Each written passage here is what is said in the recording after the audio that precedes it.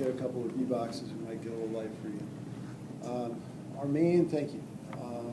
Our main area, of course, is right here, correct?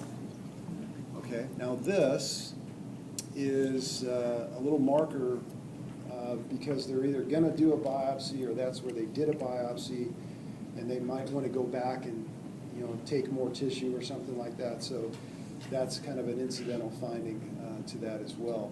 And it makes me wonder, were these taken the same day? Because I don't really see this on this film. Okay.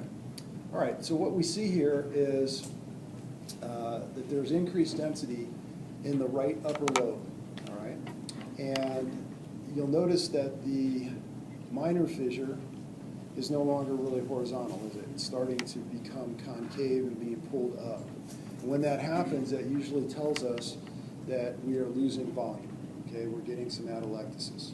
Okay, you can see that that has moved here as well. The oblique fissure is a little bit more anterior than we'd expect. So when you see this kind of an appearance, you say, okay, is that pneumonia? Or is it atelectasis, or is it both? If it's pure pneumonia, there would be no volume loss. Does that make sense? So if I've got a bacterial infection, I've got TB, and all of this density is just fluid, everything's where it should be. Okay, the volume loss makes me worry.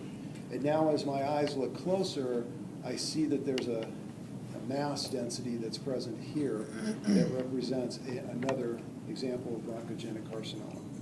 Okay? So this is, again, the